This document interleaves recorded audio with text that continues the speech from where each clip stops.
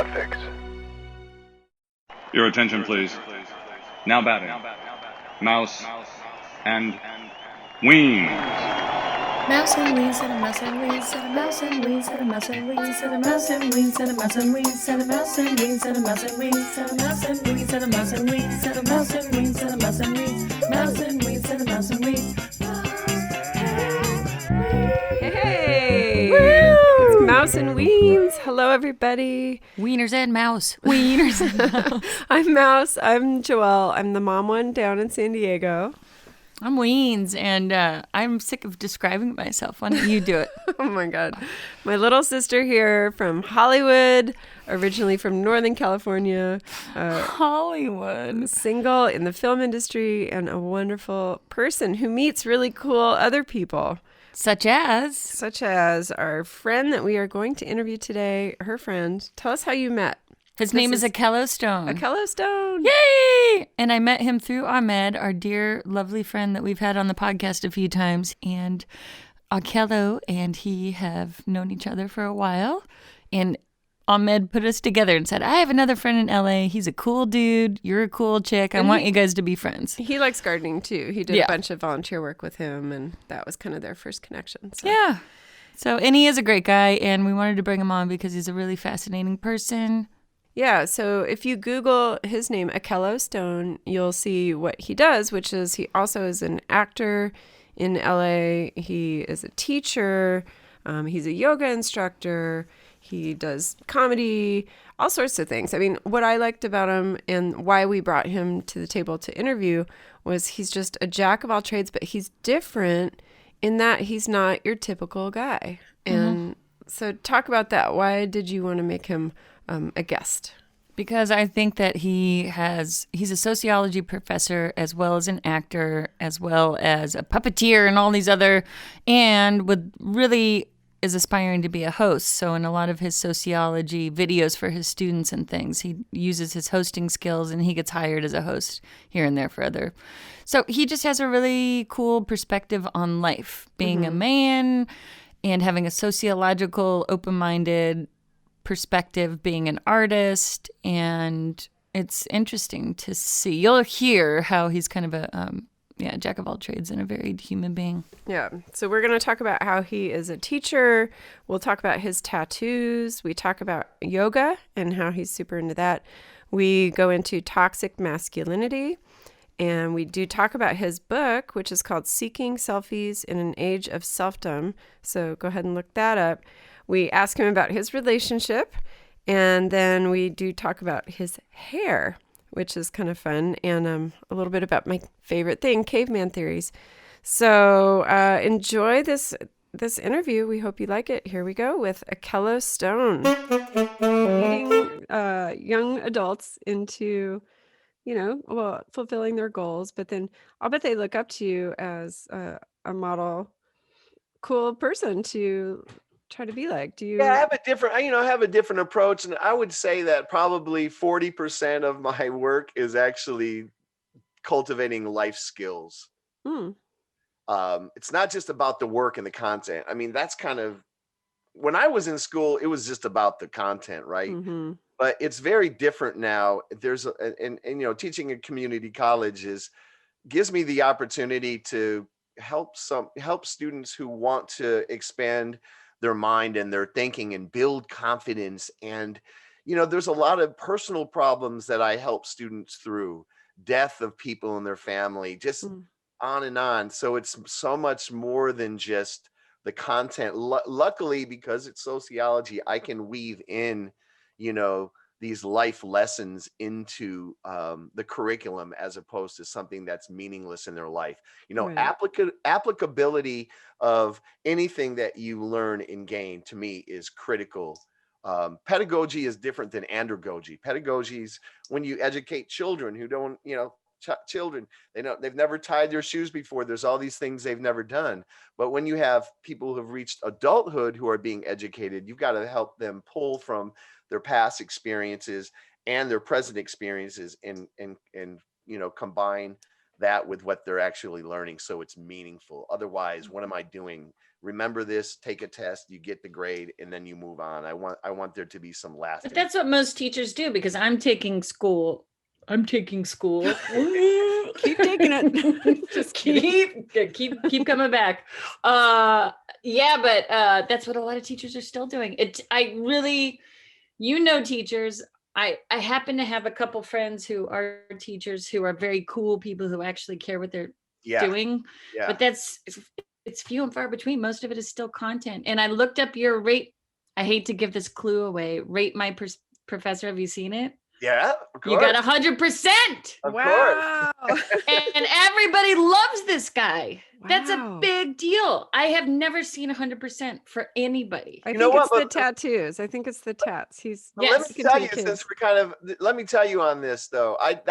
My intention was never to be a professor. I was actually living in San Francisco, and I worked for Wells Fargo in the Internet Services Group, and I was like a recruiter and university relations manager. So I would fly to different schools and do interview schedules and go to career fairs and different things like that. And even some of the top schools, the students were not prepared to be able to present themselves to a recruiter. And in fact, I remember I was doing a interview schedule. You have like 10 interviews, half an hour each, right in front of one another at USC, at this, MBA candidates, right? Mm-hmm. And one guy walked in and said, "You're probably not going to hire me." And that's how he started. And in my mind, I was like, dude, no, you just started like that. And I said, you know what? Because the corporate thing, I was like, I knew what the trajectory was. I was like, I think I need to help these students in some way. So I said, like, I would think I would teach in higher ed. So I moved to Southern California, and I was a grant writer. And then I started actually running a GED program at a community college. And then I started picking up classes at various schools. I had as many as 6 classes at 3 different schools. So that's when I was younger and more vital. So I went into higher ed because I wanted to help. There was some deficiency that was happening, right? Like they were not getting what they needed, but that's how I ended up. And it was always supposed to be my part-time job, and it still is my part-time job. But so yeah, I have a different philosophy on what I'm doing there in the classroom. Okay, so that was the first part where he talks about being a teacher. I thought that was so cool, inspiring. People need that. Yeah, right? We need direction with these men, these boys. All right, so now we are going to go into tattoos. This has been a theme on our podcast, so let's hear about this. Akello, as some people can't see, but so he's got amazing tattoos. You got full sleeve, right, on one arm all the way up to your shoulder. Yeah. Got a couple things going. It's got a couple things. Ooh. Look at how beautiful that is. I also have, this is my favorite one here. Shirt's coming off, folks. Woo! You gotta go to shirt's coming off. Finally. That's gorgeous. Look at that. Kind of reminds me of Maui. This is my reference because I have kids. It is Marques's tattoo, and that's in the same global region, and it was done by King Afa, who is just incredible tattoo artist. Wow. Is it Polynesian? Like it's just island? Yes, Polynesian. Yeah. Okay.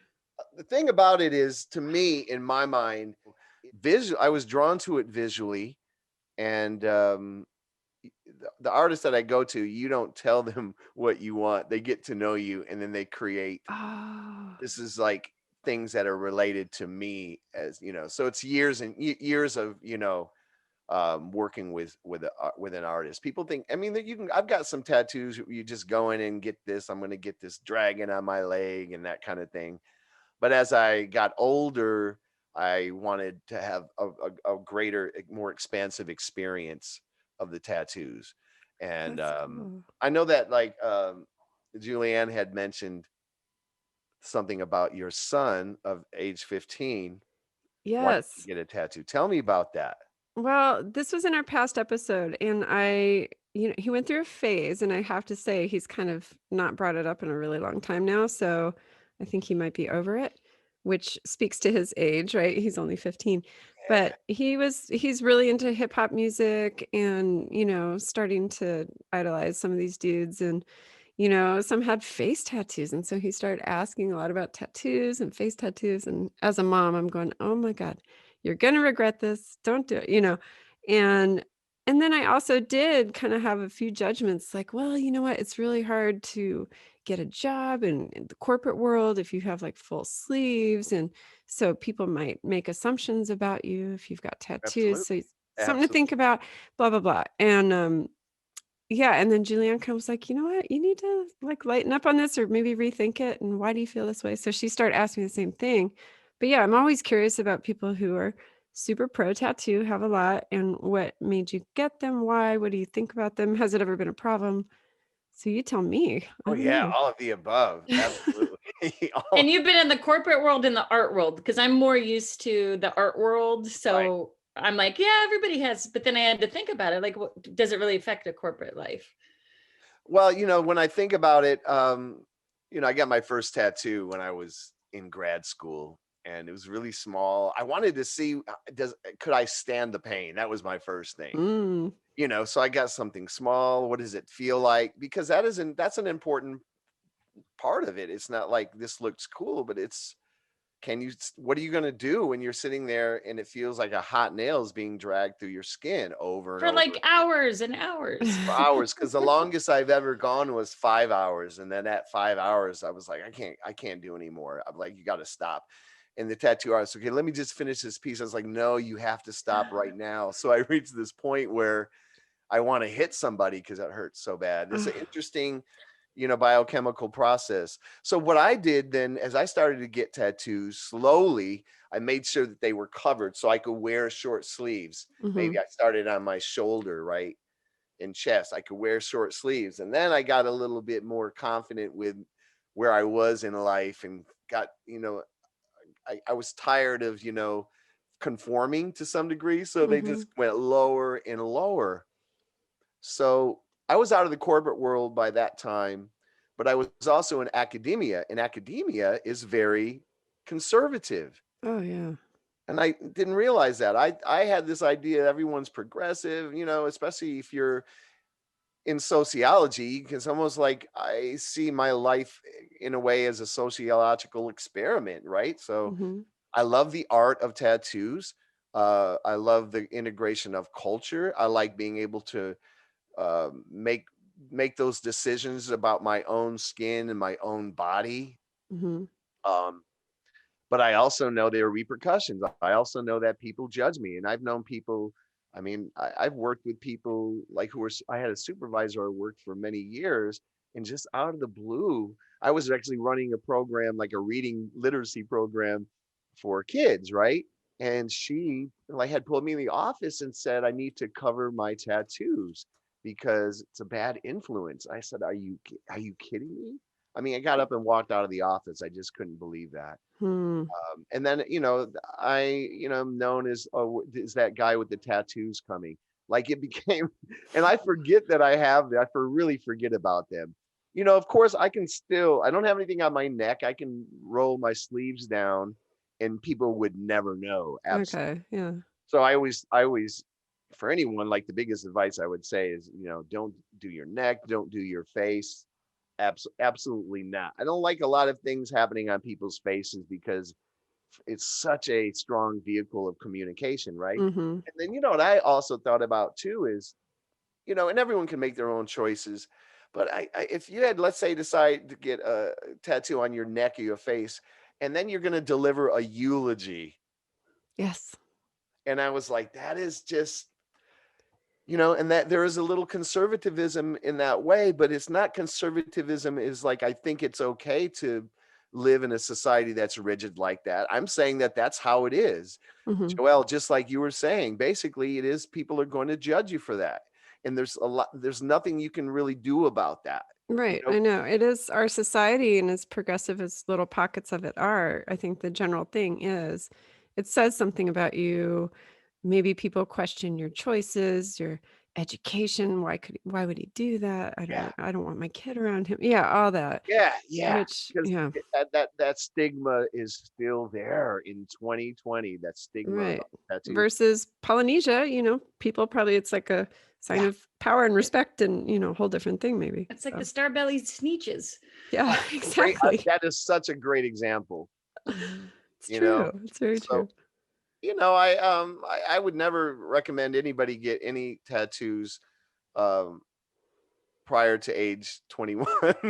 Right? Yeah, I would say 30. I really found I knew myself at 30, but yeah. But Yeah, that's me. I'm the mom. well, yeah, but I mean, you're not doing it out of this like I want to control you. You're doing out of this like this is world out here is very challenging to navigate, Right, and exactly. you have to have your feet firmly planted before you make certain individual collected decisions, and you have to know what the repercussions of those decisions are. Exactly. Yep, that's it. Nail on the head. Which is nice to have those trailblazers who say, I'm going to do that and I'm going to be the advocate to fight out against the judgment I get. But then you're making a big choice to be that.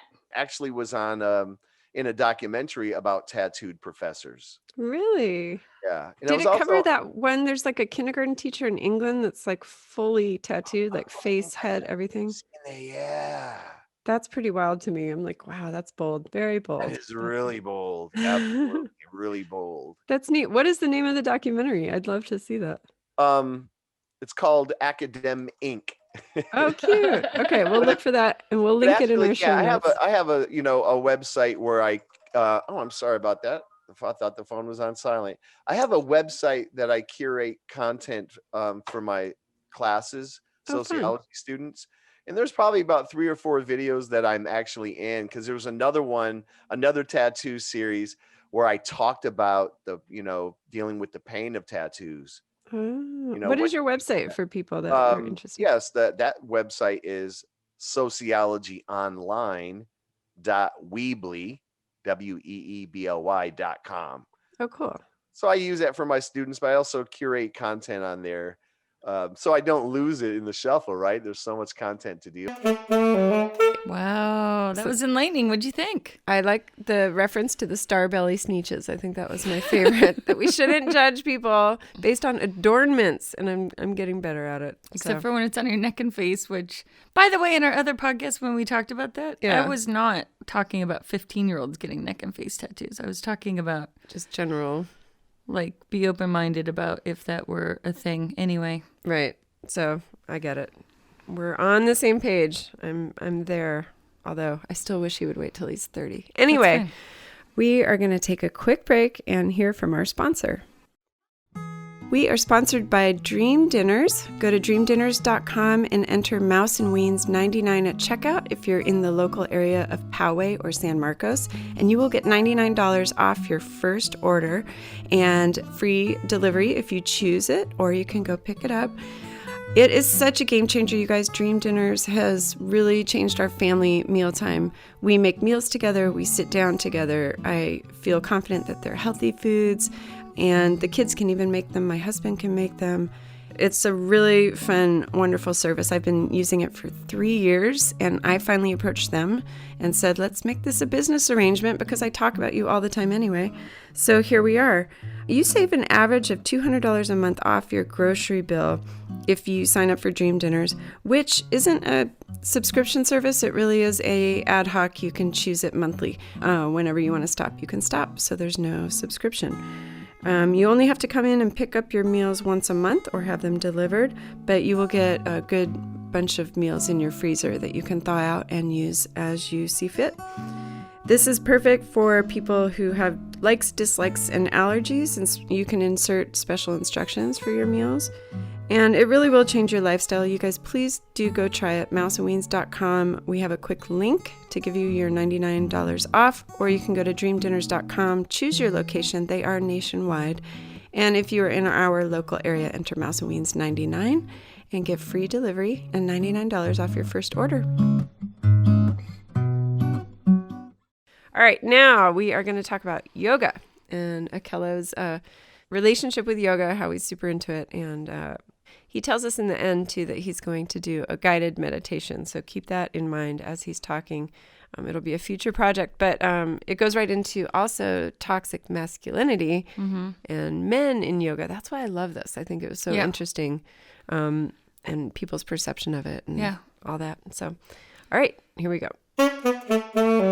Now you were doing yoga. Was it Buddhism mixed with yoga? I almost said Yoda. Was that it? No, I was just how I got into yoga. I took a college class on yoga like years ago to fulfill that physical education requirement.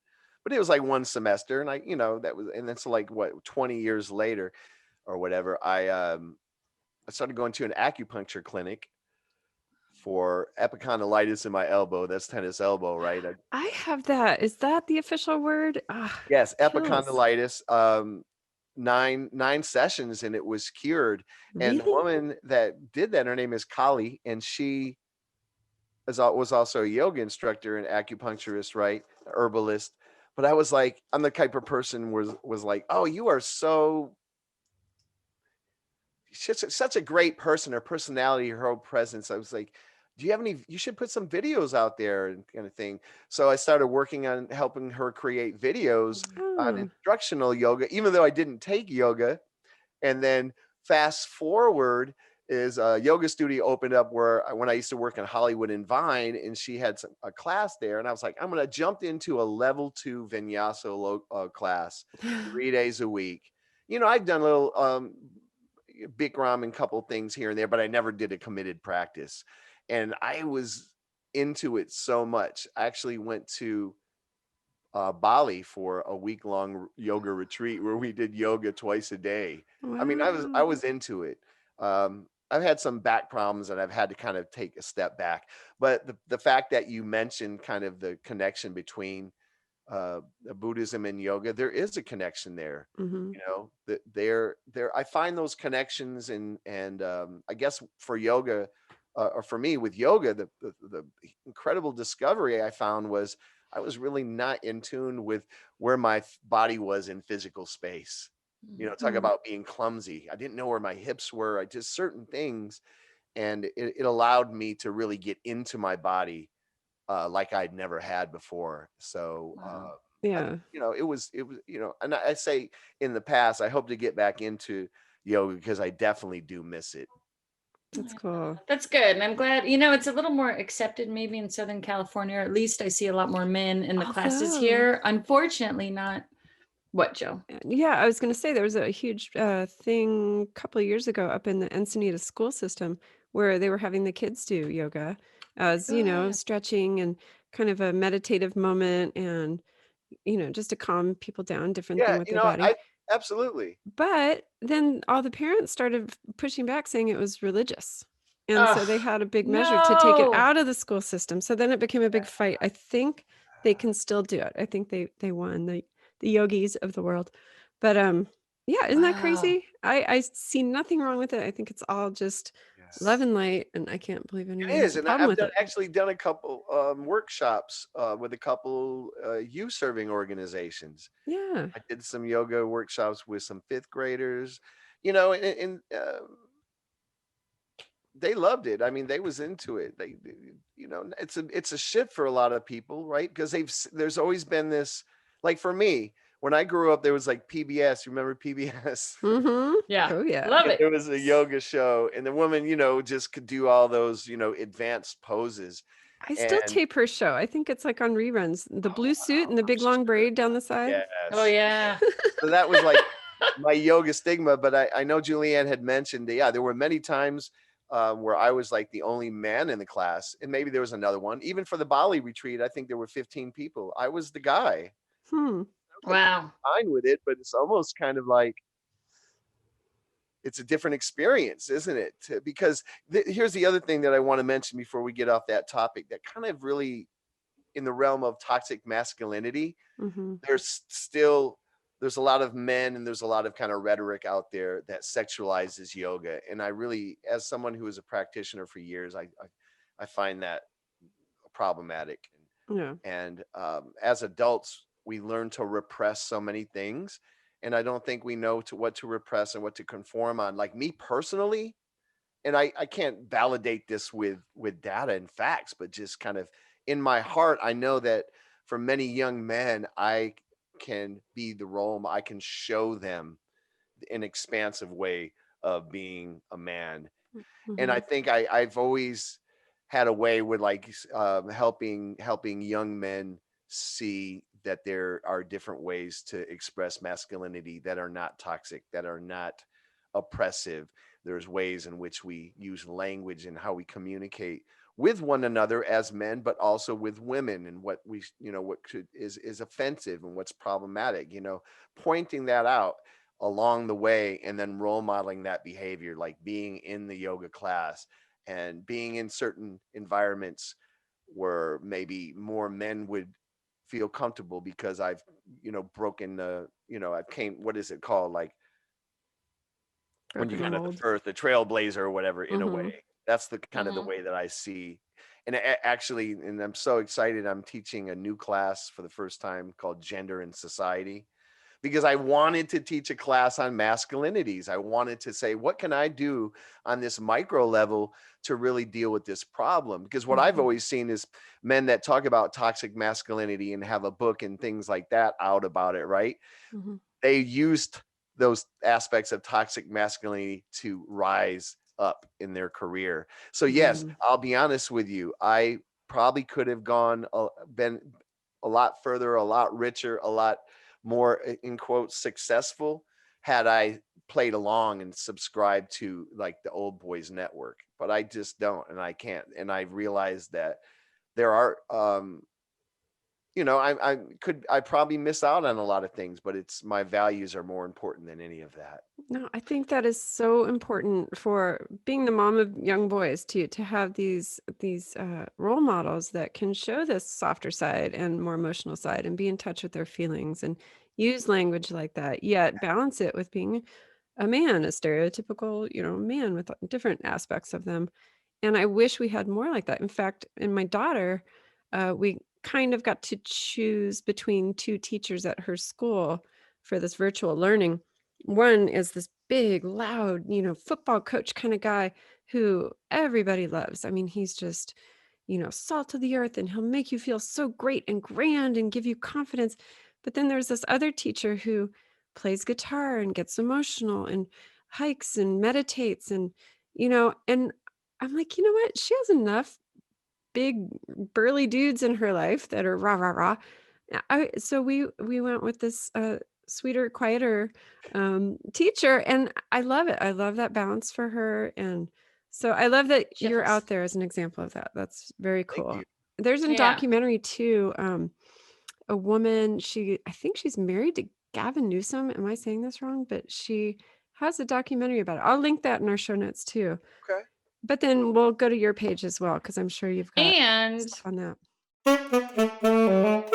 All right. So next we are going. Well, first of all, I just want to say I think it's cool that he's doing the women and gender and society class. I think that's great. Yeah. That this is something he's passionate about, and we need more men like this, guys. If you're listening, get into it. Okay. exactly. Next is I'm the like your section- yes woman today. I know the Yep. hype girl. There she is. Okay, we talk about his book next. So here we go. I was going to jump in, and if you have something else to say, just remember, but you have a book. This person we're speaking with does have a book that is amazing. Yes, It's called, you're an author. can you hold it up? Boom. There it is. Seeking Self. Can you just say it? Yeah, seeking selfdom in the age of selfies. I love it. So what does Okay, that what is mean? it about? Yeah. Oh my God, what is it about?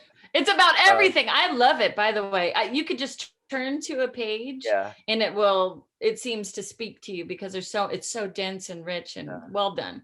Can I just read from the back? And because otherwise it'll just go on and on. But oh yeah, hold on. Oh, here we go. Welcome to 50, right? Yay! Girl, I just took off my reading glasses because I'm not on camera, but yeah. So this is I actually took a selfie for the book. Nice. And you'll see, the hair thing is interesting. We'll get there. But it says, we live in a time of great irony, We take countless photos of ourselves, post them to social media for others to view, and yet we don't really see ourselves. While many people seek power, material gain, and that elusive thing called happiness, countless others seek something more, both a deeper relationship with themselves and a greater understanding of themselves. Selfdom is the consummate curator of our multifaceted identity, the custodian of our grand purpose, and the champion of our limitless imagination. Cultivating this important relationship offers us new ways of looking at our lives and life itself through multiple lenses that challenge our intellect, strengthen our interpersonal connections, and invigorate our soul. The ideas shared in this book can be profound catalysts for personal growth and transformation predicated on your own terms, executed in your own way, and accomplished in your own time. Dude, That's awesome. that's great. Wow. I'll bet that connects with your students in a big way, right? And these younger folks in the age of selfies and us It and does, and humans. there's really just kind of one chapter on that. I'll be honest with like um that's the selfies idea is the draw to like get people to want to read, but it's so much more than just. I think people may think it's like an evaluation of selfies, and I do like a little bit of that, but it's just for what one of my friends called it, my manifesto. Oh, what brought you to write that? That's interesting. Well, it was kind of a combination of things I've been writing. I've been kind of writing pieces of it for like 4 years before I kind of really put it together. The idea was by the time I turned 50, I wanted to publish a book because I felt there was a lot of self-help books and those kind of things that were preying on people, that Mm. were giving people things and telling them to do it this way, and then spend money and go to this and go to do that. And I've even been to some of those things, and they give you the workbook, and I was like, this is not kind of how I operate. Mhm. I don't like recipes. I like to just throw And for things together. $2,000, you go to the next level. That's and right. For And it's just, all yes, that kind of stuff. weird Ugh. pyramid schemes. And so I was like, well, you know what? I want to put down what my thoughts are in a way that that integrates all the different aspects of who I am, and not just, it's not just scientific or spiritual, but it's just kind of everything. It's just kind of an open conversation, if you will. Mhm. So that's kind of why I wrote the book. I didn't really want to tour and do all that, right? I've actually given away about 200 copies, Aw. and I think I've probably sold 15. And You I'm gave me Wow. one, and thank you. You're It's welcome, and beautiful. I'm completely fine with it because it's just I wanted people to get a sense of a little bit more about who I am. I would say I've been more of a private person and not really expressive of like things deep down inside, Mhm. because I feel like I don't want, I don't know, it's just a private thing. And so for me to like put it all out there, like even talking about, there's some people who do not know that I am agnostic, for example, right? Mhm. So like, reading that, it's like that might change their view of me. I talk about my suicide attempt when I was 15 in the book. So Oh, never wow. wrote about that before. Yeah. So in addition to that book, and then parachuting at 50, that was finally accomplished. So I feel Oh, good about cool. that. That's I love great. it. I love that concept. So good for you. Well, we'll link your book in our show notes as well for everybody. But yeah, show you some love with that. That's great. Okay, that was his book, Seeking Selfies in an Age of Selfdom. I want to get a copy of this actually and give it away Let's do that. to our listeners. So follow us on social media and look for this book giveaway. We'll figure it out. For now, let's move into when I embarrassingly ask him about relationship status. I have to do it. Sorry. As usual. I know. Here we go. Can I pivot and ask you, Akello? Tell me if this is too personal, but why are you still single? Are you happy being single? Are you looking for love, or what is your love life situation?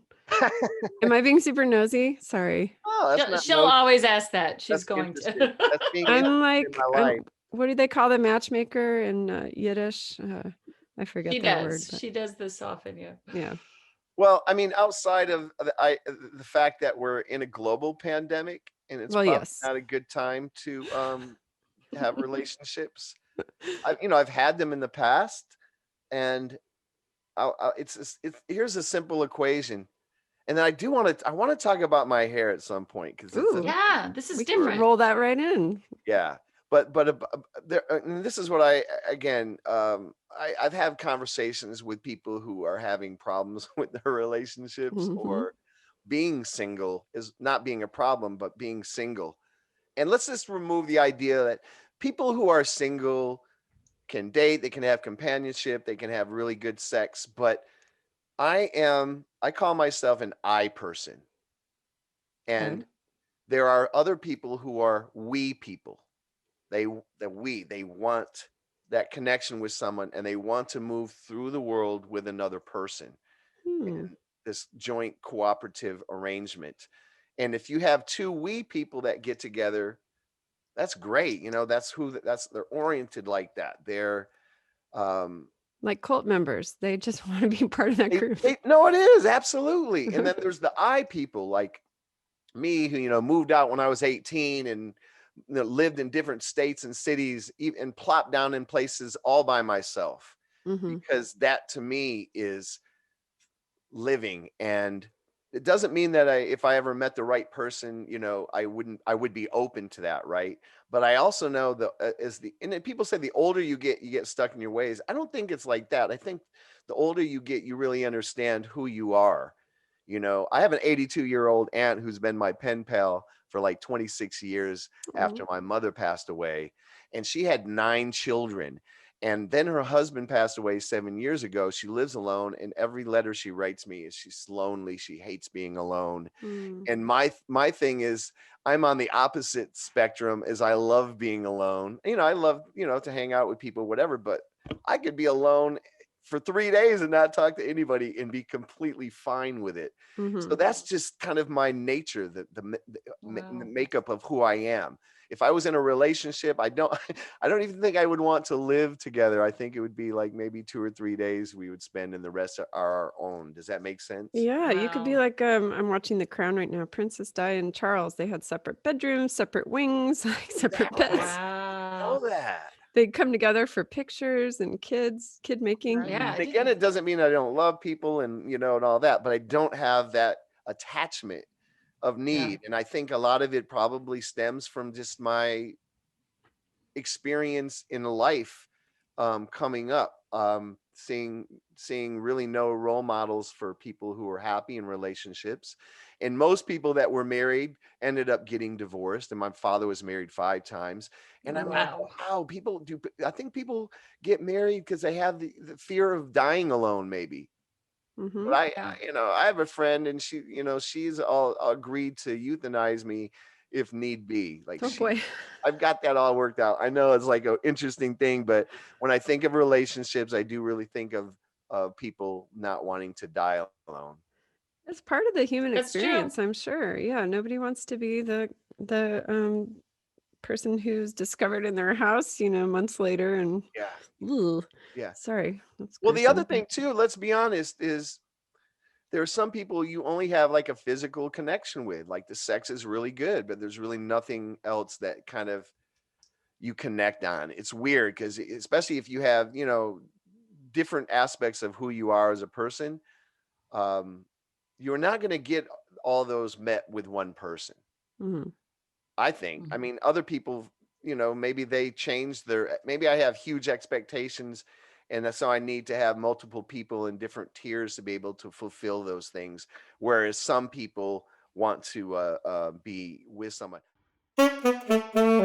Okay, he is single, not ready to mingle necessarily, Unless he you're the one. finds the right person. All right. This one is about, we cut out a little bit of the intro. We start talking about his hairdo. Go to YouTube and you can see it. But he did kind of a little sociology experiment with his hair, and he'll explain that. Okay, do you want to end on what is up with your hair? I think What it is is up with your awesome. hair? This is It so Fine amazing. and wonderful to me. I don't know what the story is. I'm so curious. Yeah, that's why I wanted to tell you. It's a little bit more interesting. so and when I was in college, I was kind of I was sociology, African American studies double major with a minor in psychology. So I came up with this idea that I just thought people were always reading people by their clothes, their hair, their adornments, right? And I shaved my head because I didn't want that to be something that people would read on me, believe it or not. I just like, if everyone, I had this philosophy that if everyone was bald and shaved their head, there would be less aggression. There would be, people would be happier. I don't know. That was just my philosophy. And again, I wanted to use my own head as an experiment, I guess, to see how people reacted and what that meant. But then I also found that I really liked the look, and I just thought it was so much easier to just shave my head. I didn't have to pay anybody. And that was in 1993. Wow. Right. So, And you stuck with it because we met up just I a few months stuck ago. with it. A year ago, I started to kind of play around with growing my hair out, right? But I in trying to cut my hair and keep it trimmed, I like sometimes it cut too much, and then you got to cut everything else. And then ended up, I was like, I can't do this, and I just cut it all off. So again, I tried to grow it this year, and this time I kind of let the sides start to grow out, and I was like, well, this is kind of fun. And now when I look at myself without hair, even though I wore it for like 27 years with hair, I said, like, that looks weird. Oh, And I funny. feel more like me. And the other thing too is, and Julianne pointed out too, I felt like getting the agent and the manager, I just kept getting these thug roles and things like that, because of my appearance. And I was like, I want something different than that. Like, are people really turned away because I shaved my head? And that was, and I feel like it does change my appearance. And actually the first time I did it, last year, I wrote an article about for LinkedIn about the experience, because most people have hair. Now I have some thinning in the back, and I'm okay with that. I didn't even know it was there because I had shaved my head for so long. Other people do the opposite, like men that have male pattern baldness. They eventually shave their head. Exactly. And my roommate does that, right? But I was like, oh, I can grow hair. I have a hairline. And it was like, okay, let's see where it goes. So it's kind of different for me, That's to cool. have hair. I like So that. you haven't really seen that many people with it, but what's the reaction now from the people you have always seen? love it. Like so I did an audition, a self-tape audition and sent it out. And I hadn't even told my manager and agent that I was growing my hair, because I know they immediately say, get more headshots. I'm like, wait, no more. I just got some. But when they saw it, like, they immediately said, oh, I'm in love with your hair. People always respond in such a positive way, which is interesting. When I talked about reading hair, I was like, well, what was wrong with the way I looked before? So it's very different. So it really substantiates my claim that people do see hair as a big thing. I mean, what's so weird is I didn't really even notice. I'm an eye person, and I'll make eye contact, and then but my sister's different, where she'll notice, like, she'll obsess on someone's tooth. And I'm like, I didn't even see their teeth. I was like, eye contact. It's weird. We're just different in that way. Yeah, I'm picking up on a little Caesar Milan kind of vibe. But you know what? Also, I like the eyes too, and the smile wrinkles. I can relate to that. So I like, you have a very happy face. So all good. And it's interesting about the hair. I've heard this from friends who have actually had to undergo breast cancer treatment, and they lose their hair, and how much of an identity it is, and how hard it is to be out there without the hair. And so I applaud you experimenting with that. I think that's cool. And that's cool to gauge people's reaction. It's neat. Women have it so much harder in the hair game. It's tough. But then you guys get the male pattern balding. So, we may not get that as much. So it's a trade-off. Yeah. Wow. Yeah, well, it's all interesting though. It's all that external appearance, and how I remember I wore boxy clothes at the time when I was getting very voluptuous, and I said, I want people to love me for my personality. So and I look back at pictures, and it was really different, because you would see the types of people who would accept you as a friend or as a versus the guys when they saw your boobs. It's like, all right, I know you guys versus you guys. All right. Oh yeah, absolutely. Yeah, we could talk for hours about, appearance and Yeah. perceptions and identity, but bottom Yeah. line is, you just have to. I believe in like when I meet people, get to know people, I always give everyone a blank slate and like build from there. And some Yeah. people see it as kind of a naive quality because we want to immediately judge and make discernments. But I'm like, I know nothing about this person, and I'll have to like build Yeah. an understanding of who they are. And a lot of people don't want to take the time to do that, unfortunately. I wonder if that's most people. a reaction out of maturity too. Whereas when you're young and maybe, see, I always go back to my caveman theory. I have to bring it up. But when you're young and ready to mate and you're looking at the girl with the nice boobs, that's a measure of she would be a good mom. She could feed my babies. And so you're more attracted to that. But maybe once you exit that stage of needing to reproduce, you really start to notice personalities and the more meaningful stuff. Well, See, that- I never was a baby person, so I didn't think like that as much because I didn't think I wanted to have kids. And you also, it's in your book. I put that mine you on didn't- display. I wanted to be a mom, so I was pushing those puppies up. Yeah, it's So all I wonder if different for that's a everybody. distinction right there, like knowing that if you want to be a mom or a dad or not. I What don't were you know. going to say? Just my theory.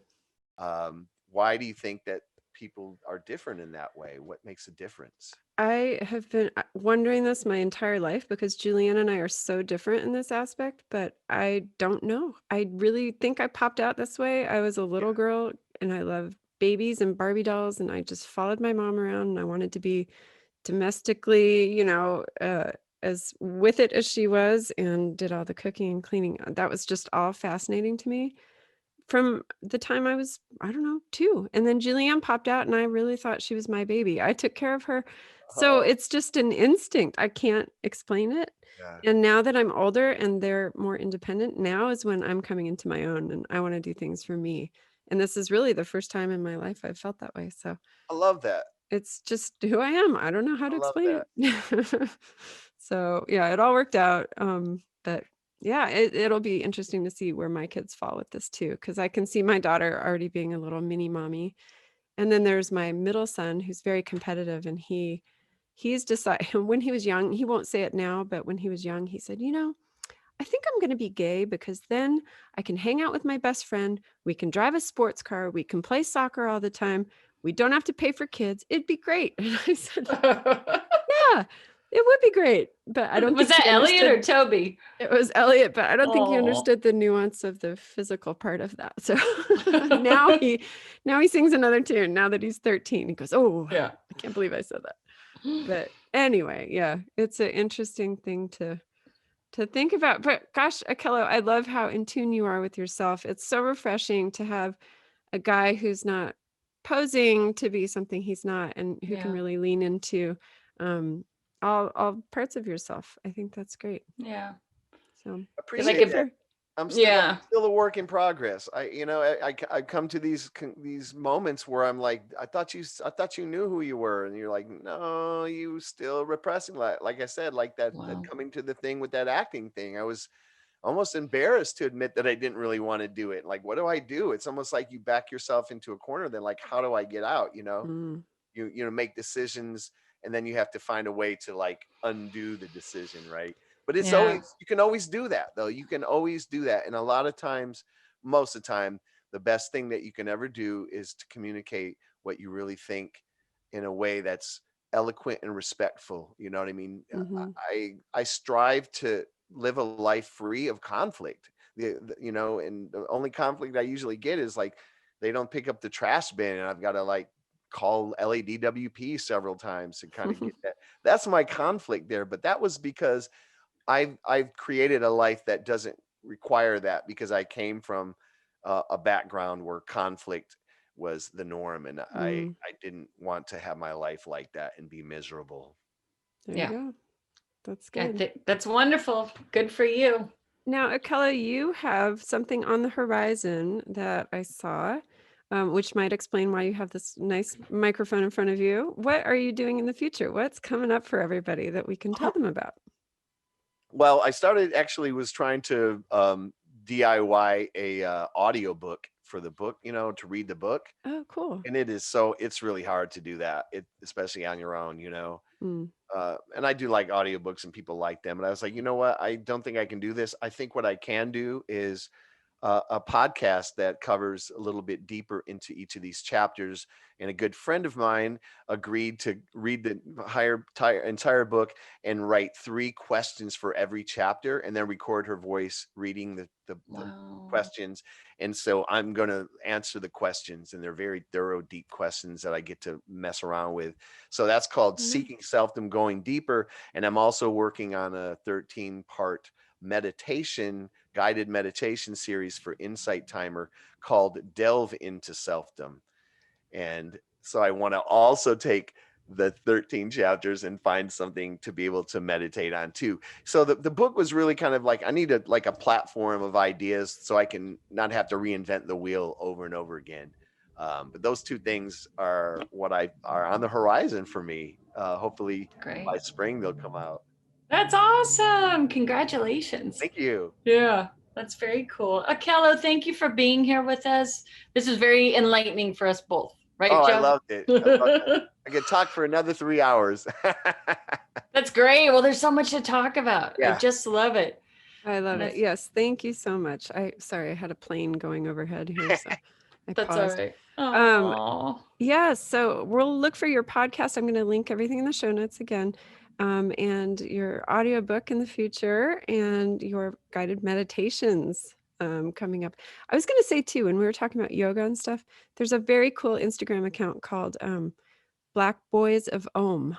And oh, really? Yeah, it's really neat. And hearing you having done racial studies, you would love this too, because I think it breaks down stereotypes of race in yoga. So I'm absolutely pulling that up. Yeah. So we'll look at that too. Anyway, well, thank you, Akello. You're amazing. So much. We look forward to a fun future with your podcast, and Weens. Good find. Oh my gosh, we think you're great. You're awesome, Akello. Thank you so much for being here. Ahmed is a hard act to follow, but oh my goodness. Yeah, see, Ahmed is the glue of all of us here. He's the like-minded though. Birds of a feather. Absolutely, yeah. All right. Cool. Well, thank you, and we hope to talk to you soon again. You will. Okay. All right, Akello Stone, everybody. Thank you. Love to you. Bye-bye. Bye-bye. The podcast is called Seeking Selfdom, Going Deeper. Master of None, Uncertainty in Social Media. That's right. It looks like it's available everywhere. I found it on Apple Podcasts. It's on Spotify. And it looks good, you guys. Go check it out. Seeking Selfdom, Going Deeper with Akello Stone. Woohoo! If you would like to hear more about Akello Stone, please go to our show notes on mouseandweens.com. You can also follow us on all of our social media at Mouse and Weens, spell it all out. And we look forward to hearing from you. We'd like to say a huge thank you to all of our listeners, and a monstrous thank you to all of our patrons. We got 2 new patrons this month, and we want to give huge shout outs to Megan and Joyce. Thank you so much. We love you guys, and it means the world. And anyone else who wants to join patreon.com/mouseandweens will get a welcome swag bag. We'll get behind the scenes content, extra videos, bloopers, outtakes, and the full episodes that are unedited. So it might be worth a little $5 a month, just a coffee, to come on over to Patreon, and we hope to see you there. So thank you, everybody, and we'll talk to you soon. Bye. Bye.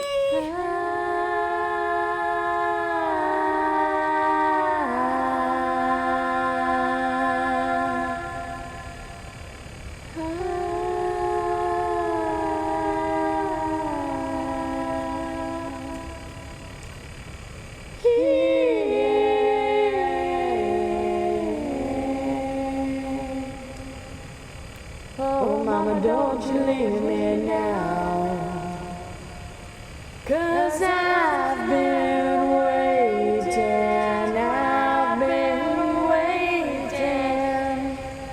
for love to take me down, for love to take me down. You've been listening to a podcast of the Podfix Network.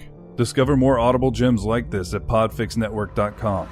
Make sure to catch up-to-the-minute network shenanigans by following @Podfix on Twitter, official_Podfix on Instagram, @Podfix Network on Facebook. And make sure to subscribe to Podfix Presents wherever you choose to find podcasts. The Podfix Network, artist owned and loved. Do you love plants? Don't be silly. Of course you do. You might just not know it yet. I'm Vikram Baliga, the host of the Planthropology Podcast, the show where we dive into the lives and careers of some really cool plant people. Join me each episode as I chat with students, scientists, and professionals in the natural sciences and figure out what keeps them coming back for more. We'll explore their work, the ways they got into their fields, why they love plants and nature so much, and why you should love those things too. Planthropology is laid back and conversational and will keep you laughing and engaged whether you're a scientist or not. Follow along for this adventure into the sciences and keep being really cool plant people.